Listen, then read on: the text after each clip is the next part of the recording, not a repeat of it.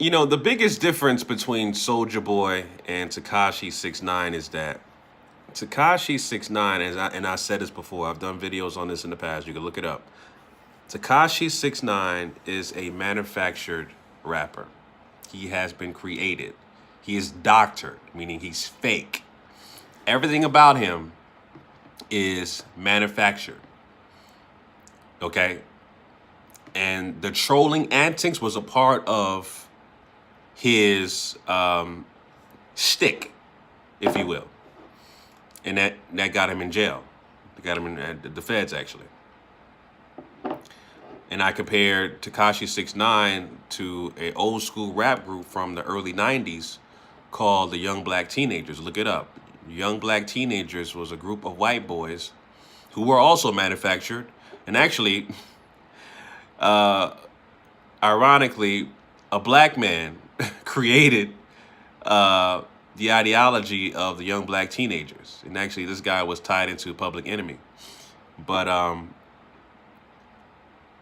the Young Black Teenager was a manufactured group full of white boys that, you know, they believed that they were paying homage to black culture when in fact they weren't. They were making a mockery of it.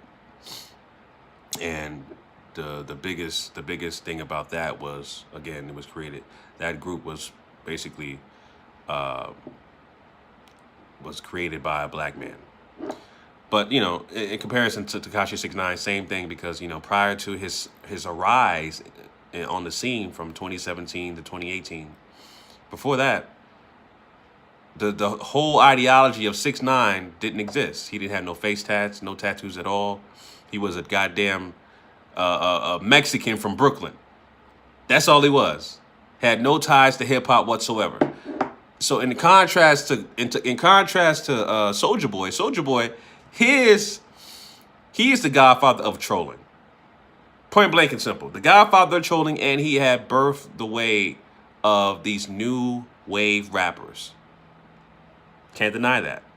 Even though I'm not fond of his music, but I respect his movement and what he's done. And he architected the new wave of streaming rappers getting, you know, streaming online as far as their music, live streaming, using camera phones and stuff like that. Even though, you know, the technology 10 years ago was dated, you still had camera phones. He was the first to do that as a rapper. You know, everything he said is validated.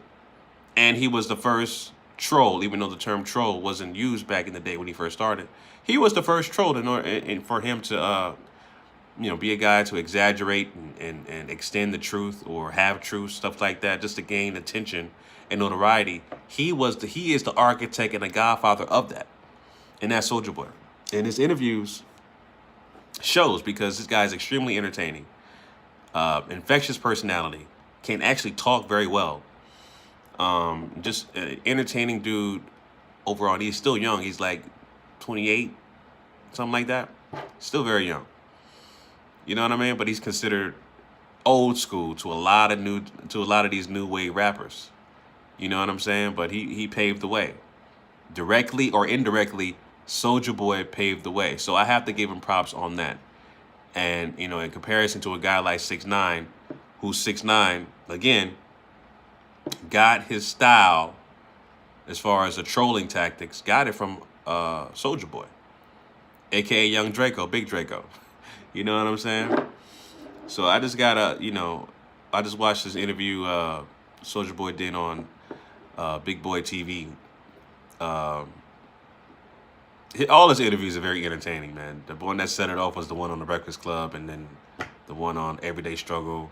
But all his interviews I watched, very entertaining. And he's just promoting himself. He's not even he don't have no album coming out, like there's no release date yet. But he's promoting himself. He's promoting himself, his products. He got a video game console. I don't know too much about the video game console.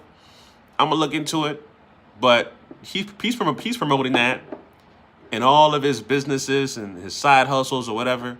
He's promoting the hell out of his brand, his image. And again, he's the architect of all of these new wave rappers in terms of them using streaming and live streaming and stuff like that, he was the first to do it. So I got to give him props on that. But Soulja Boy is definitely, you know, an interesting character. You know what I'm saying? Interesting character.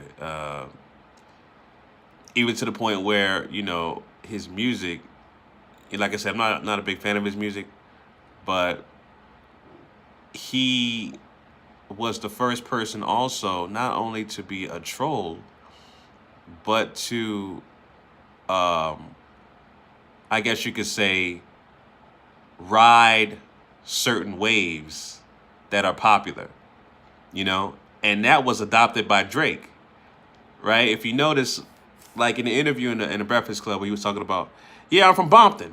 Well, we all know he's not from no goddamn Compton. We all know that.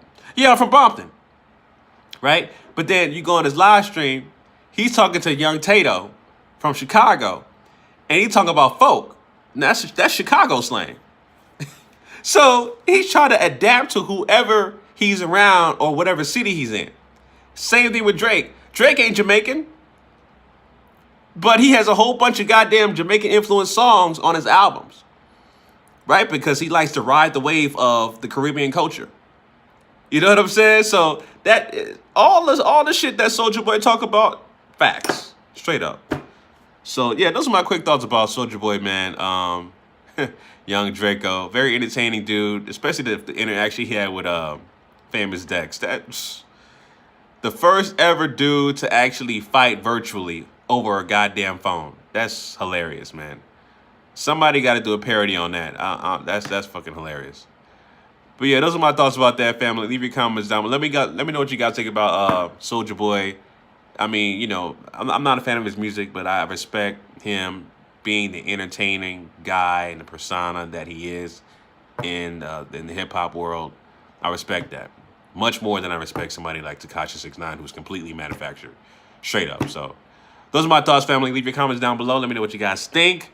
Follow me on Instagram, GMOG Media TV. Till next time, Chauncey, a.k.a. The Black Separatist, signing out. Peace.